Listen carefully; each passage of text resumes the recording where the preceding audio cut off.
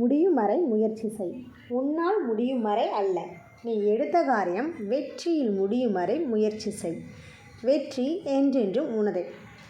Pilot பெனில் ink ஊற்றுறது எப்படி அப்படிங்கிறத இந்த வீடியோவில் நம்ம பார்க்கலாம். பைலட் பென் ஃபஸ்ட் டைம் வாங்கும்போது அதிலே இங்க் கொடுத்துருவாங்க. நம்ம எக்ஸ்ட்ராவாக இந்த இங்க் வாங்கிக்கலாம். ஒன் டைம் யூஸ் பண்ணும்போது அந்த இங்க் காலி ஆகிடுச்சுன்னா அதுக்கு ரீஃபில் பண்ணுறதுக்காக நம்ம நார்மல் பாட்டில்ஸ் வாங்குற மாதிரியே இதுக்கும் கொடுக்குறாங்க. நார்மலை விடக்கு இதுக்கு என்ன டிஃப்ரெண்ட்னா நல்லா டார்க்காக எழுதும். அதுக்கு நம்மளுக்கு மெயினாக தேவையானது சிசர் தான். பைலட் பெனில் இப்போ நார்மல் பெனில் வந்து ஃபில்லர் தேவை, இதுக்கு வந்து நம்மளுக்கு சிசர் தேவை. ஏன்னா பைலட் பென்னை வந்து எந்த சைடு நம்ம பார்த்தாலுமே அது ஓப்பன் பண்ணுறதுக்கு கஷ்டமாக இருக்கும். பட் எங்கிட்டு ஓப்பன் பண்ணணும் அப்படிங்கிறதே ஒரு பெரிய டவுட்டாக இருக்கும்.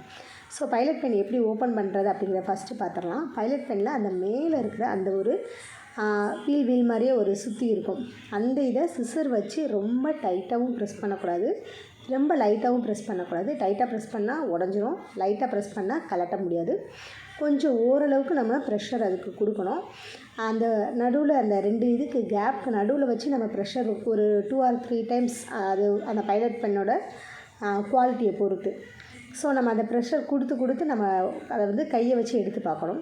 இப்போ இந்த பார்த்திங்கன்னா தெரியும், இதில் வந்து நான் ரொம்ப டைட்டாகவும் பண்ணலை, ரொம்ப லூஸாகவும் பண்ணலை. அந்த எடுக்கும் போதே நம்மளுக்கு பாதி வந்துடும். திரும்ப நம்ம நல்லா ஸ்ட்ராங்காக ஒரு புஷ்அப் பண்ணி வெளியே இழுத்தோம்னா அது வெளியில் வந்துடும். ஸோ வந்ததுக்கப்புறம் அதில் ஆட்டோமேட்டிக்காக நம்ம இங்க் ஃபில் பண்ணிக்கலாம். அதை வந்து ஃபஸ்ட்டு நம்ம இப்படி சுற்றி தான் பார்ப்போம், ஏன்னா அது வந்து ஸ்ப்ரிங் மாடல் இருக்குங்கிறனால. ஸோ நீங்கள் எவ்வளோ சுற்றினாலுமே அது சுற்றிக்கிட்டே தான் இருக்கும். Right side and left side மாற்றி சுற்றிக்கிட்டே தான் இருக்கும். ஸோ அது வந்து இங்க்கு கையில் பாலாயிருங்கிறனால நீங்கள் ஏதாவது ஒரு வேஸ்ட்டு கிளாத் யூஸ் பண்ணிக்கோங்க. வேஸ்ட்டு கிளாத் யூஸ் பண்ணிவிட்டு ஓப்பன் பண்ண ட்ரை பண்ணுங்கள். இப்படி சுற்றி பார்க்காதீங்க. ஏன்னா இது நாங்கள் ஃபஸ்ட் டைம் ஃபில் பண்ணும்போது சுற்றி பார்த்தோம், அதனால தான் உங்களுக்கு இப்படிலாம் பண்ணாதீங்க அப்படிங்கிறதுக்காக வீடியோவில் சொல்லியிருக்கோம். டேரெக்டாக நீங்கள் ஒரு புஷ்அப் கொடுத்தீங்கனாலே அது கையோடு வந்துடும். அந்த வந்துருச்சு பார்த்தீங்களா. அதை ஆனால் என்ன பண்ணணும்னா பைலட் பென் யூஸ் பண்ணும்போது நம்ம பண்ணுற தப்பு, ஓப்பன் பண்ணிடுவோம், இங்க் ஃபில் பண்ணிடுவோம். பட் அதை க்ளீன் பண்ண மறந்துடுவோம். க்ளீன் பண்ணுறதுக்கே நம்ம இதுக்கு வாஷ் பண்ண வேண்டியது கிடையாது, வாட்டர் வச்சுலாம் பண்ண வேண்டாம். பட்ஸ் எடுத்துக்கோங்க. ஏன்னா அதில் வந்து இங்க் வந்து மேபி கொஞ்ச நாள் நம்ம யூஸ் பண்ண இங்காக கூட இருக்கலாம். ஏன்னா இங்க் வந்து நம்ம டக்குன்னு எம்டி ஆகாது. கொஞ்ச நாள் நம்ம யூஸ் பண்ணுறோம்னா ஒரு 2 months 3 months கூட ஆகலாம் காலியாகிறதுக்கு. மேபி அதில் வந்து இங்க் வந்து கொஞ்சம் ஸ்டக்காகி நின்றுச்சுன்னா அளவில் டர்ட் எல்லாமே இருக்கும். ஸோ அதை வந்து க்ளீன் பண்ணுறதுக்கு நம்ம பட்ஸ் யூஸ் பண்ணி லைட்டாக அந்த ஃப்ரண்ட் அண்ட் பேக் ஃபுல்லாக எல்லாம் இது பண்ணிக்கலாம். இப்போ நம்ம பைலட் பென்னோட இங்க் எடுத்துக்கலாம். இதுக்கு வந்து நார்மல் இங்க் ஊற்றினோம்னா யூஸ் பண்ண முடியாது, இதுக்குரிய இங்க் மட்டும்தான் நம்ம வாங்க முடியும். ஸோ அதை அந்த மேலே நம்ம ஓப்பன் பண்ண அந்த ப்ளேஸ்லேயே நம்ம டேரெக்டாக இங்க் ஃபில் பண்ண ஆரம்பிச்சிடலாம். இங்க்கோட அந்த குவாலிட்டி பார்த்தாலே உங்களுக்கு தெரியும் எவ்வளோ டார்க்காக போகுது. ப்ளஸ் அந்த ட்ராப்ஸ் வந்து போகும்போதே தெரியும், ரொம்ப திக்காக இருக்கும்.